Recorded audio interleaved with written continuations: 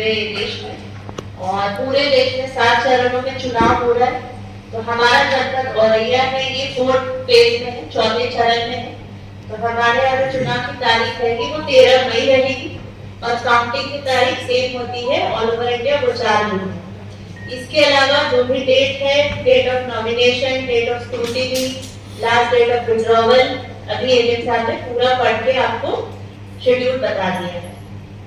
आपको पता ही है हमारे जनपद में 3 असेंबली कॉन्स्टिट्यूएंसी है, जिसमें से 2 असेंबली कॉन्स्टिट्यूएंसी इटावा के पार्लियामेंट्री कॉन्स्टिट्यूएंसी का पार्ट है, और 1 असेंबली कॉन्स्टिट्यूएंसी बिधुरा, ये कन्नौज के पार्लियामेंट्री कॉन्स्टिट्यूएंसी का पार्ट है।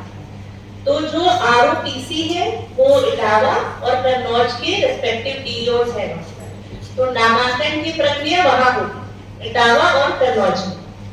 लेकिन हमारे यहाँ भी जो तीनों एसडीएम्स है वो एआरओस है, और यहाँ पर पूरा जो चुनाव की प्रक्रिया होती है, चुनाव होगा, काउंटिंग होगा, बाकी सारी चीजें यहाँ होगी, नॉमिनेशन का काम आरओ करेगा। तो ये जो बेसिक चीजें हैं ये बता दी गई है। एमसीसी के बारे में भी आपको बता दिया गया, क्या नियम है, क्या करना है। एमसीसी की एक बुकलेट भी दी गई है, उसको भी पढ़ लीजिए। चुनाव का काम हमारे लिए तो बहुत पहले से स्टार्ट हो चुका है, क्योंकि जो इलेक्टोरल रोल बनाने का काम होता है वो हम बहुत पहले शुरू कर चुके हैं, स्पेशल समरी रिवीजन।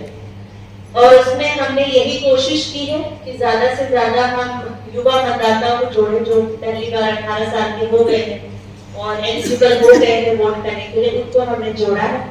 ये भी प्रयास रहा है कि ज्यादा से ज्यादा महिलाएं जुड़े, हमारे जिले का जेंडर रेशियो इंप्रूव हो, और ईपी रेशियो जो इलेक्टेड पॉपुलेशन रेशियो होता है वो इंप्रूव। क्योंकि अल्टीमेटली क्या है, चुनाव में हम चाहते हैं कि ज्यादा से ज्यादा लोग आए और वोट करें। तो इसके लिए स्वीप कार्यक्रम भी आयोजित किया गया है, जिसमें वोटर अवेयरनेस का कार्यक्रम है, और हम प्रेरित करते हैं कि ज्यादा से ज्यादा लोग आए और चुनाव के लिए वोट अपना डालें। तो ये सारे हमारे प्रयास थे। हमारा जो मेन है कि आपको एक हम लेवल प्लेइंग फील्ड देंगे, और उसमें आपको एक कॉम्पिटिटिव स्पिरिट में, हेल्दी वे में आपको चुनाव लड़ना है।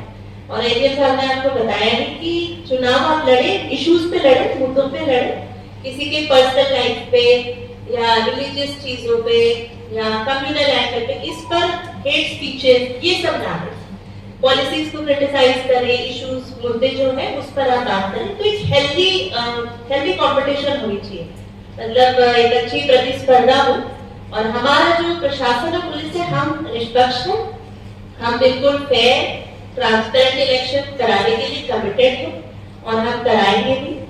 तो आप लोगों से भी सहयोग की आवश्यकता है। आप लोग भी समझ लीजिए कैसे परमिशन, जैसे कहाँ अप्लाई करना है, आपको जो ऐप बताया गया सुविधा है, सी विजिल ऐप क्या है, तो ये सारी चीजें आप लोग भी जान लीजिए कि किस तरीके से आपको ये जो आईटी एप्लीकेशंस का यूज करना है चुनाव में।